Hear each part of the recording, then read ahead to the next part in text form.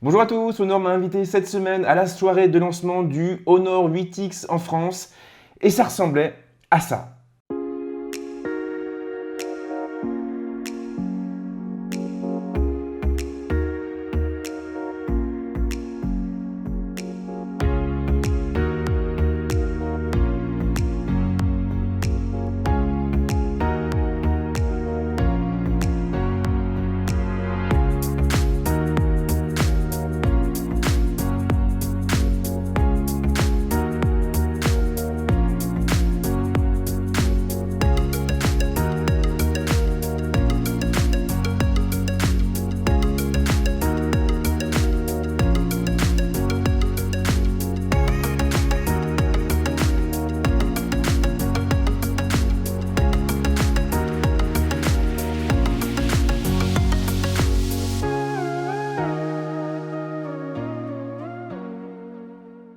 L'ambiance était très sympa, mais ce qui est encore plus cool, c'est qu'on a pu repartir avec un exemplaire du téléphone qui se trouve juste ici.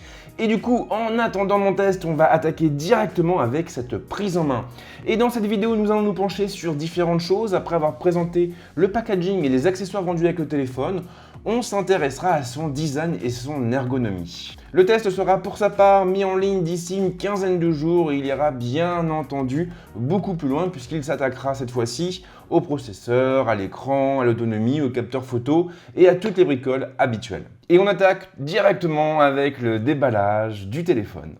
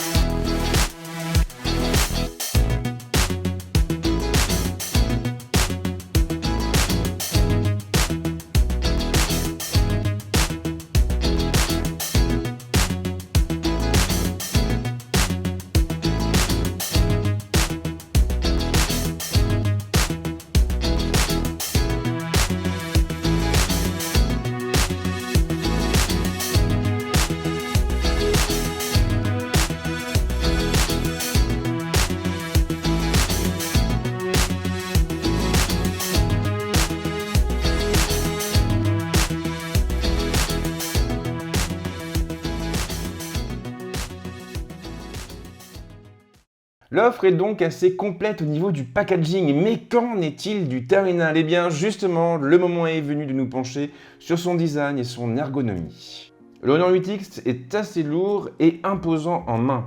Bien sûr, Honor a opté une fois de plus pour des matériaux de qualité et l'appareil hérite ainsi d'un boîtier composé de deux plaques en verre, collées l'une à l'autre par le biais d'un châssis en métal brossé, un châssis aux bordures arrondies. Le dos de l'appareil se compose de plusieurs couches en verre. En tout, le téléphone se décline en trois coloris. On pourra le trouver en bleu, en rouge ou en noir. Dans les trois cas, on aura également un bandeau en verre mat s'étirant sur toute la hauteur de la coque, mais ce bandeau n'est pas très visible sur le modèle noir. L'ergonomie est assez classique. La trappe d'accès aux cartes se trouve sur la tranche gauche et les trois boutons habituels sont de l'autre côté sur la tranche droite. Les deux du haut contrôlent le volume et celui du bas sert à mettre sous tension l'appareil. Alors bien sûr, le lecteur d'empreintes n'a pas été oublié et il est placé à l'arrière sous le module photo double. La connectique est plutôt complète. Honor a en effet conservé la prise casque pour le plus grand bonheur des mélomanes. En revanche, la marque a aussi opté pour un connecteur au format micro USB et c'est vraiment dommage. Pour moi, de l'USB type C aurait été plus adéquat.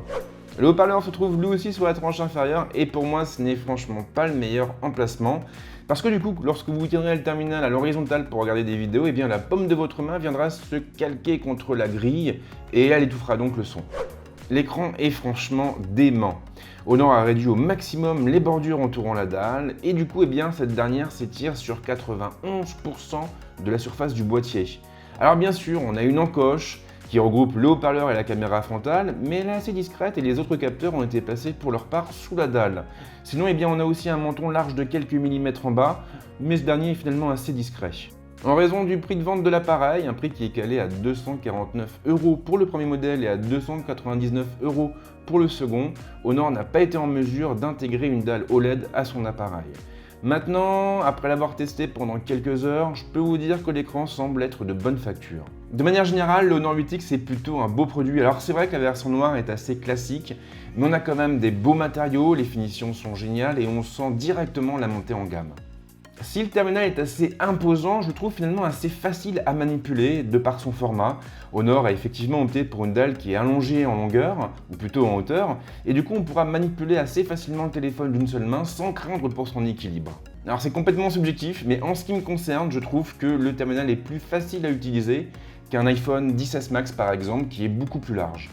Voilà, je vais m'arrêter là pour l'instant, je vais garder le reste pour le test. Comme d'habitude, si vous avez des questions, s'il y a des éléments que vous voulez qu'on voit dans la vidéo, dans la prochaine vidéo, n'hésitez surtout pas à lâcher un petit commentaire. Et puis bien sûr, si vous avez aimé cette prise en main, petit vote, petit like, abonnement, la routine, ça fait toujours plaisir.